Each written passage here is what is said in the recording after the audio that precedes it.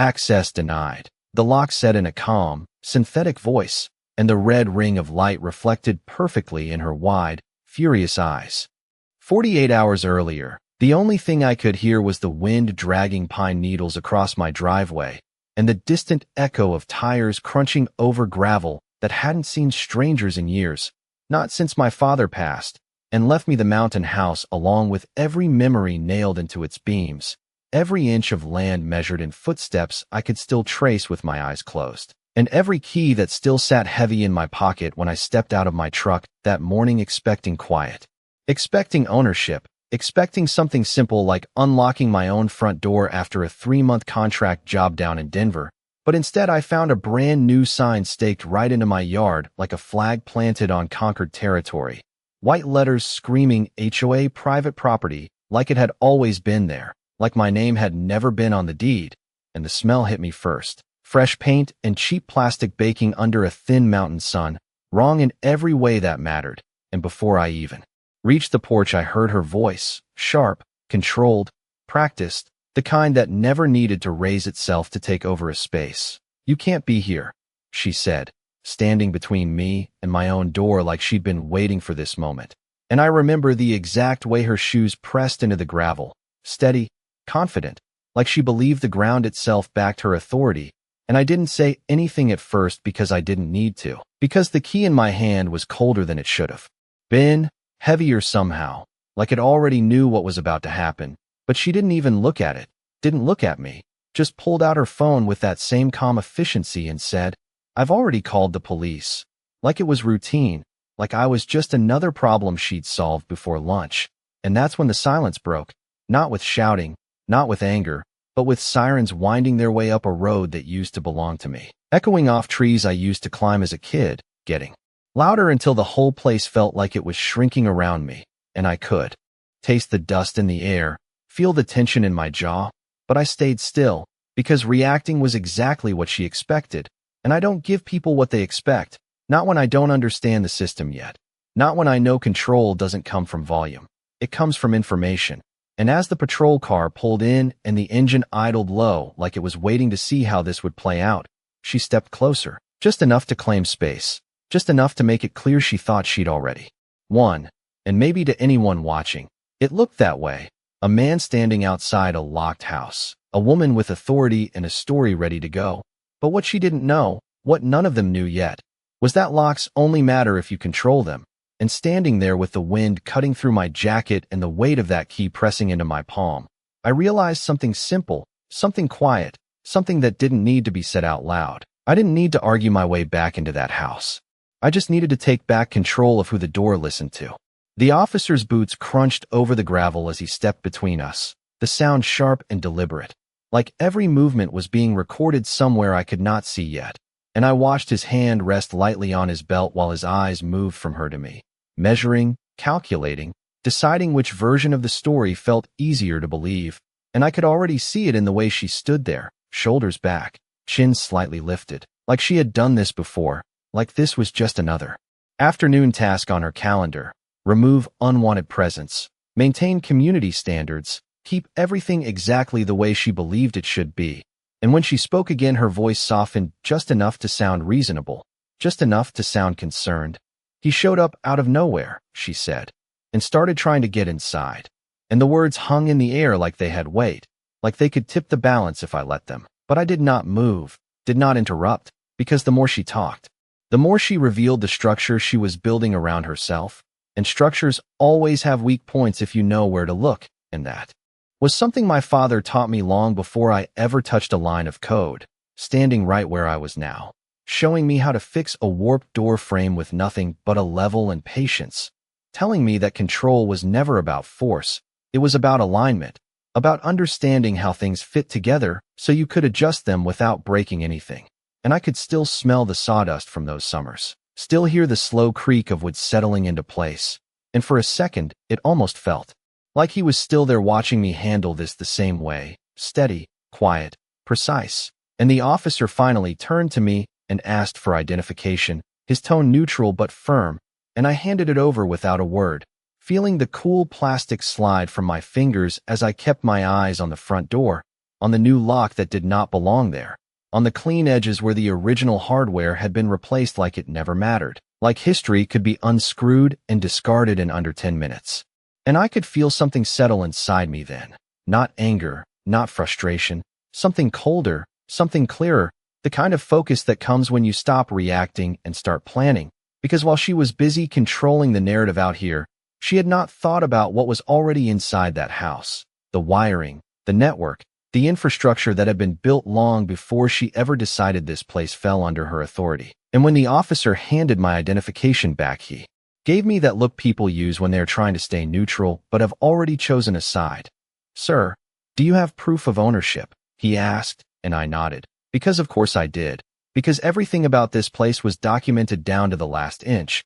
But I also knew that paperwork would take time, explanations would take time, and time was exactly what she was counting on, dragging things out, creating confusion, wearing people down until they stopped pushing back. And as she crossed her arms and watched me with that same calm confidence, I realized she thought this was the end of the conversation, that once the police left I would go somewhere else and figure it out later. But I do not leave systems unfinished, and I do not walk away from something that still answers to me.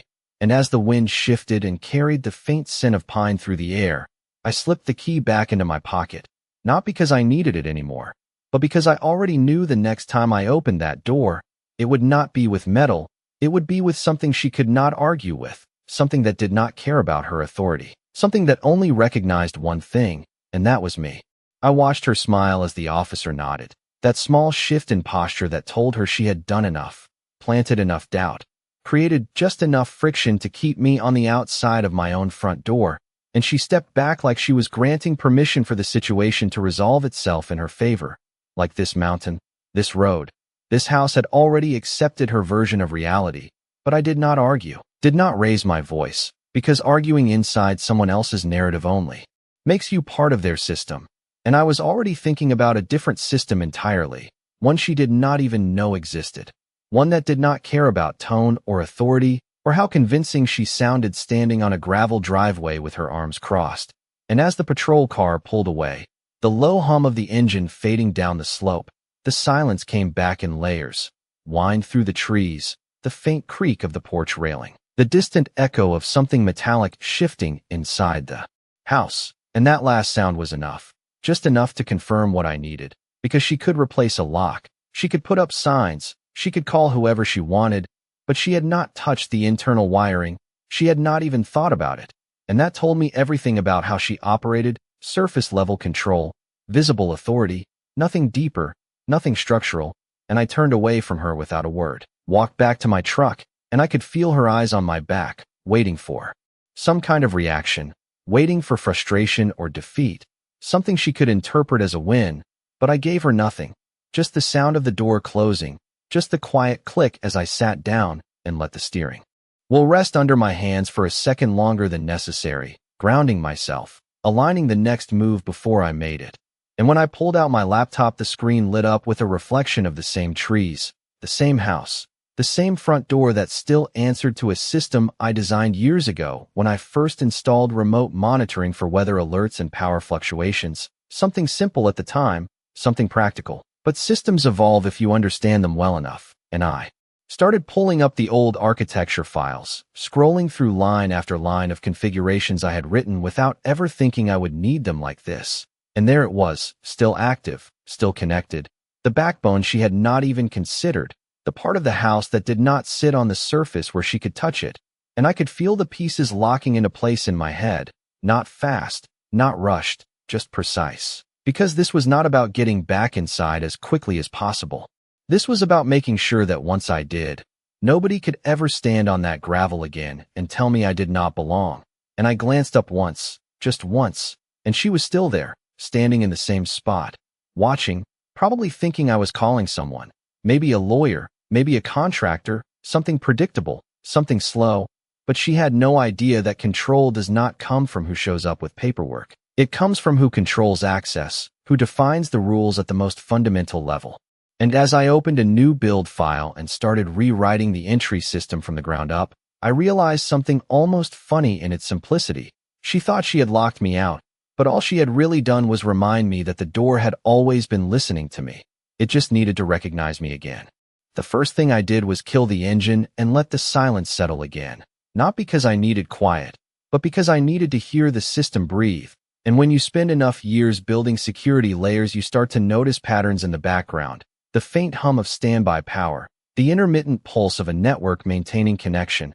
And as I leaned back in the seat with the laptop balanced on my knees, I could feel it all lining up. Every piece still exactly where I left it months ago, untouched, unmonitored, invisible to anyone who thought control started and ended at a physical lock. And I opened the remote access console slowly, not rushing, because rushing creates mistakes, and mistakes are what people like her rely on. They count on you reacting faster than you think, but I do the opposite. I slow everything down until every step is deliberate, and when the interface loaded, it was like stepping into a room she did not even know existed. Temperature logs, power usage, sensor pings, everything still reporting back like it always had. Like the house itself never stopped recognizing me, even if the front door tried to pretend otherwise. And I started mapping it out in my head, not just how to get back in, but how to redefine the entire entry point. Because a key can be copied, a lock can be replaced, but identity is different. Identity is absolute if you build it correctly. And I could already see the framework forming. Face recognition tied directly into the existing network, layered with access logs, timestamp verification, and automated alerts, something that would not argue, would not hesitate, would not be influenced by someone standing outside with confidence and a phone in their hand.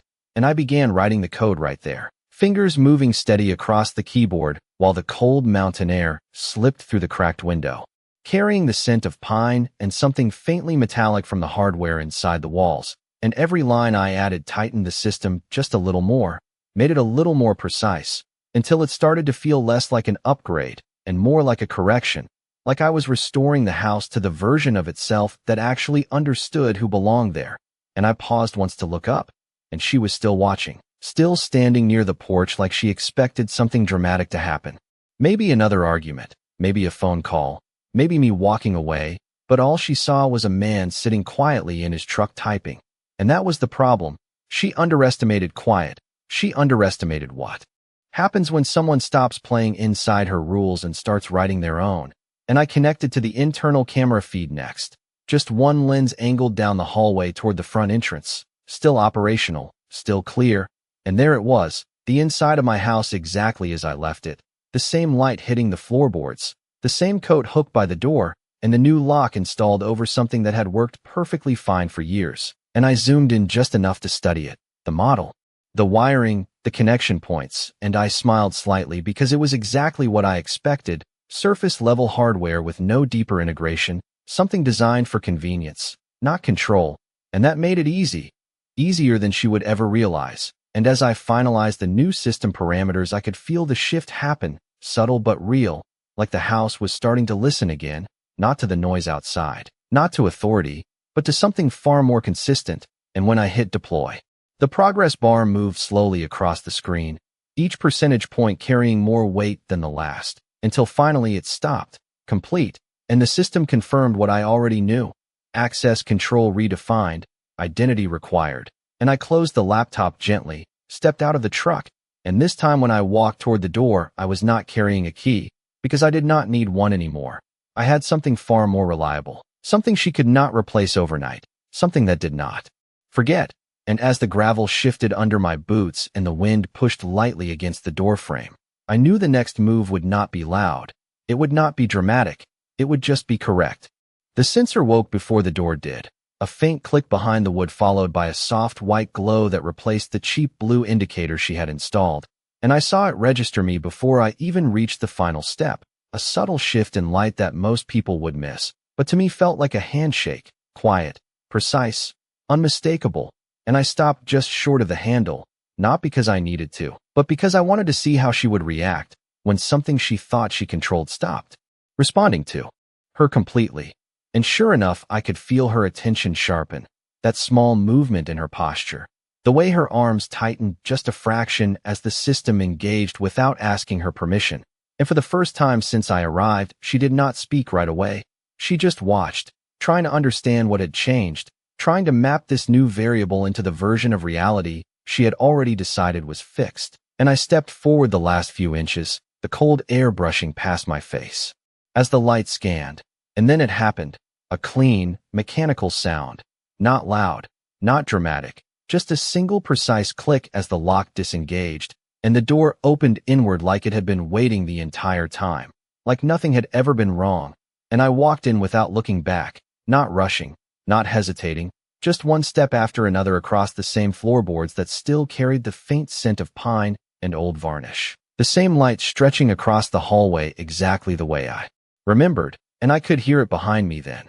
Her voice finally breaking through the silence, sharper now, edged with something that was not quite anger yet, but no longer controlled.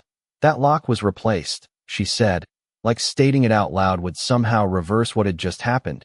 But I did not turn around, because explaining it would only give her something to push against, and systems like this do not need explanation. They just need to work, and I reached the small control panel. Inside the entryway, fingers brushing against the surface as I confirmed the system status. Everything running exactly as designed. Recognition logs active. Access hierarchy locked to a single identity.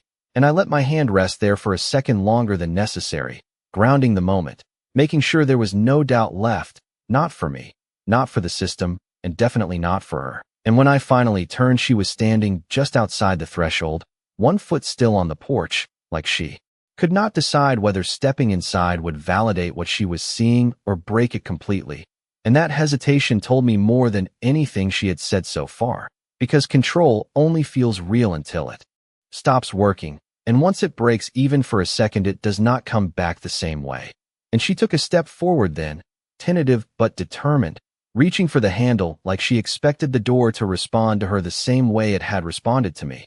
And I watched without saying a word, because this was the part that mattered, the part where the system made the distinction clear without emotion, without bias. And as her face crossed the sensor range, the light shifted again, but this time it was different, colder, sharper, and the voice followed a second later, steady and absolute. Access denied. And the door did not move, not even a fraction, and the silence that came after was heavier than anything before it, because there was no argument to be made, no explanation that could change what had just been confirmed.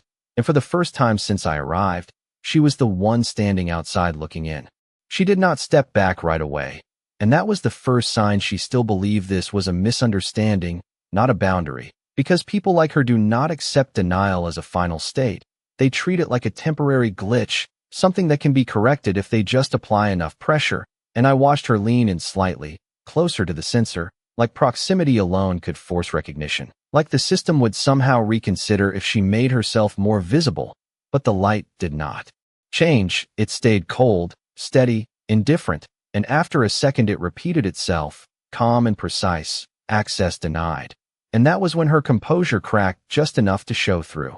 Not in a dramatic way, not loud, just a tightening around the eyes, a slight shift in her jaw, like she was recalculating in real time, trying to find a version of this situation where she was still in control, and she reached for the handle again, slower this time, testing it like she expected resistance to feel different on the second attempt. But it did not move, not even a fraction, and the silence inside the house felt different now, not empty, but settled, like everything had returned to its correct alignment. And I could hear her exhale sharply behind me, that small sound people make when something does not go their way but they are not ready to admit it yet. And then she spoke again, voice tighter, more direct. "You cannot just override HOA property," she said. And I almost smiled at that, not because it was funny, but because it confirmed exactly what I needed to know. She still thought this was about jurisdiction, about rules written on paper, about authority granted by a group that only existed as long as people believed in it. But systems do not believe, they execute. And I turned slightly, just enough to face her without stepping closer, keeping the distance exactly where it needed to be. And for a moment neither of us said anything. The only sound was the faint hum of the system behind the wall, maintaining its state, logging every interaction, every attempt, every failure. And that was the part she still did not understand. Every time she reached for that door, every time she triggered that sensor, she was leaving a record, building a timeline she could not erase or argue against. And I could see the shift happen again, subtle but real, as she realized standing there was not changing anything, that the door was not going to open for her no matter how long she waited, and that uncertainty started to creep in, the kind that makes people reach for the next tool they think will restore control. And sure enough, her hand went back to her phone, slower this time, more deliberate, like she was preparing to escalate. And I already knew what that meant, because she had used it once and it had worked. So in her mind it would work again. Call someone, bring in authority, reframe the situation until it matched her version of events. But this time was different. This time the system had already defined the boundary before anyone else arrived. And as she dialed, I stepped back into the house fully, letting the door close behind me with a soft, final click that sounded almost identical to the one that had opened it. Except this time it felt like a line being drawn. And I stood there for a second, listening to the quiet, feeling the space settle around me, knowing that whatever happened next would not be decided by who spoke louder or who showed up with a badge. It would be decided by something far simpler, something already written, already executed, something that did not change its mind once it made a decision. And outside, just beyond the door, I could hear her voice again, sharper now, more urgent, already telling a story that no longer matched the reality she was standing in front of.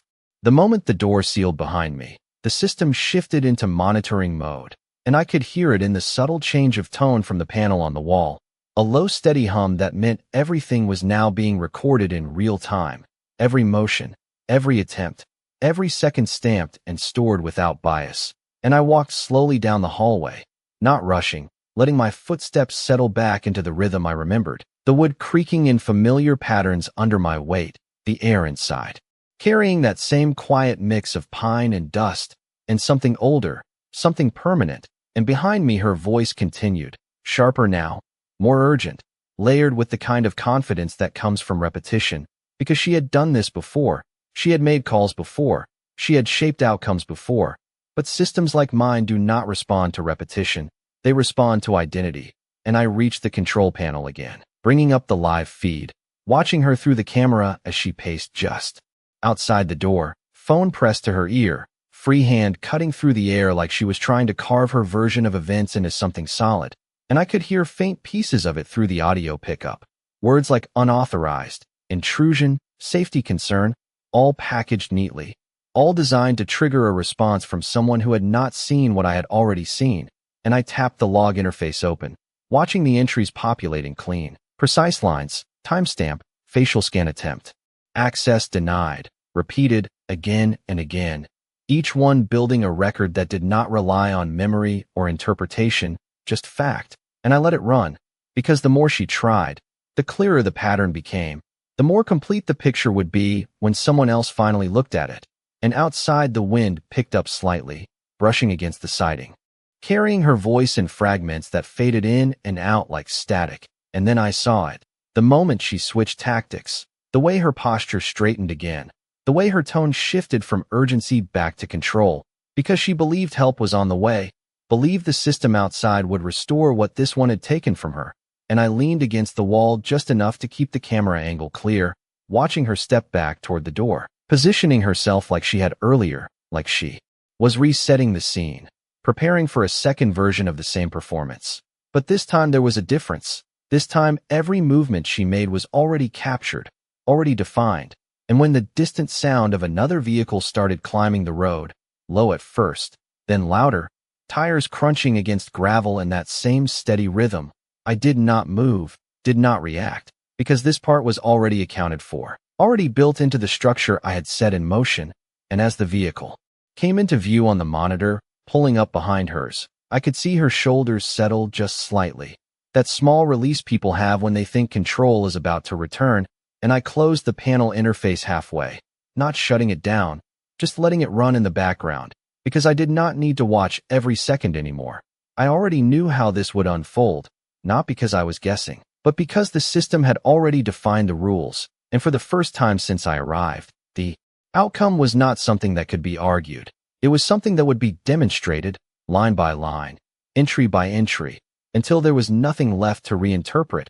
And I stood there in the quiet of my own house, listening as the engine outside cut off and a door opened, knowing that this time, When the conversation started again, it would not begin with uncertainty, it would begin with proof.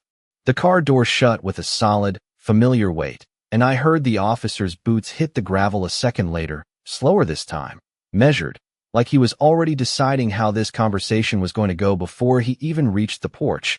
And through the camera feed, I watched her step forward to meet him, posture reset, voice controlled again, already shaping the narrative the way she had done earlier.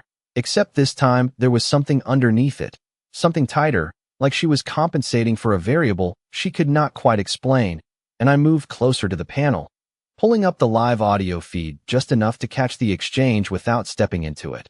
Because this part mattered, not the volume of what was said, but the contrast between what she claimed and what the system had already recorded. And her voice came through first, clear, confident. He forced entry, she said, the same structure, the same framing, but now it landed differently, because outside that door was a system that did not support that version of events, and the officer responded with a neutral tone, asking questions, routine, procedural, and I could see him glance at the door, at the lock, at the small sensor light that still glowed faintly in standby.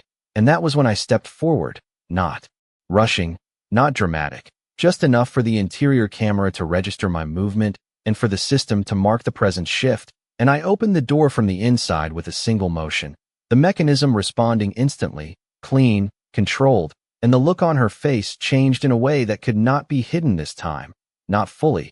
Because it is one thing to tell a story about someone breaking in, and another to watch that same person open the door from the inside like they belong there, like they always have. And the officer's attention shifted immediately, subtle but unmistakable, and I kept my voice steady when I spoke, not loud, not defensive, just clear. This is my property, I said, and I stepped slightly to the side, giving him a direct line of sight into the entryway, into the house that had not changed except for one thing, control, and before she could respond, before she could rebuild the narrative again, I turned the panel toward him, bringing up the log display lines of data stacked cleanly in chronological order, each entry marked with time, scan attempt, denial, repetition, and I did not need to explain much, because the structure spoke for itself, attempt after attempt, all originating from the same face, all denied, all recorded, and I could see the shift happen in his expression as he read through it. The moment where uncertainty gives way to pattern recognition, where a situation stops being a story and starts being evidence. And behind him, she started speaking again, faster now, trying to fill the space, trying to redirect, but the more she talked, the less it held. Because the system was not reacting, it was presenting, and I let the silence do the rest. Let the data sit there without interruption. Because truth does not need reinforcement when it is structured correctly. And after a few seconds that felt longer than they were, the officer nodded slightly, more to himself than to either of us, and stepped back just enough to re-establish his position, not between us this time, but beside the situation, observing instead of intervening. And that was the moment everything shifted, not loudly, not dramatically, just a quiet realignment where authority stopped being assumed and started being evaluated, and I stepped back into the house, leaving the door open just enough for the system to continue tracking, knowing that from this point forward, nothing she said would carry the same weight it did before, because now there was a record, and records do not forget.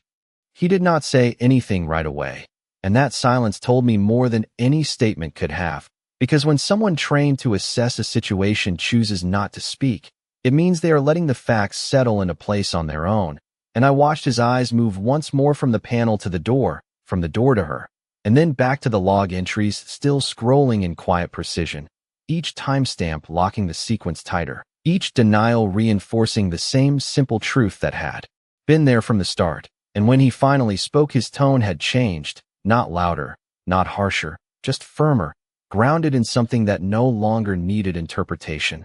"Ma'am," he said, and that single word carried a shift she could not ignore, because it was no longer aligned with her version of control, and she tried to respond. I could see it in the way her mouth opened just slightly, the way her posture leaned forward like she could still redirect the conversation, but it did not land the same way anymore, because now there was a structure in place that did not bend, and I stepped fully back into the entryway, letting the door rest open just enough to keep everything visible, not hiding anything, not closing anything off, because transparency was no longer a risk, it was an advantage. And the air inside felt different now, not tense, not uncertain, just settled. Like the house itself had returned to its original state, aligned with something consistent again. And outside I could hear her voice shift one more time, softer, trying to reframe, trying to adjust, but the rhythm was off. The timing no longer matched the situation, and the officer responded again, calm, measured, asking questions that no longer supported her narrative but instead tested it. And I could see the exact moment it stopped holding together, not dramatically, not with any kind of visible collapse, just a gradual thinning, like something stretched too far finally losing its shape. And the wind moved through the trees again, carrying that same quiet sound across the property, blending with the faint hum of the system behind me, both steady, both unchanged by what had just played out. And I rested my hand lightly against the wall near the panel, feeling the vibration of the system running, consistent, reliable. And for a second I thought about the key still in my pocket, the one that used to be the only way in, the one that now felt almost symbolic, a reminder of a simpler version of access, one that could be challenged, replaced, questioned, and I left it there, because I did not need it anymore. And when the officer finally stepped back from the porch, his posture relaxed just slightly, not in dismissal, but in resolution. I knew the outcome had already settled into place, not because anyone declared it, but because it had been demonstrated, clearly, quietly, without argument. And she stood there for a moment longer, just outside the threshold, the same place she had claimed earlier like it belonged to her. Except now it looked different, smaller somehow, defined by a boundary she could not cross. And I reached for the door, not quickly, not forcefully, just enough to let it close with that same precise sound it always made. A clean, final click that echoed for half a second before fading into the stillness. And I stood there listening to it disappear, knowing that nothing about that moment was loud, nothing needed to be, because control does not come from who speaks the most or who calls for help first. It comes from who understands the system well, enough to let it speak for them. And as the light at the lock shifted back to its steady idle state, waiting, watching, I realized something simple, something that had been true the entire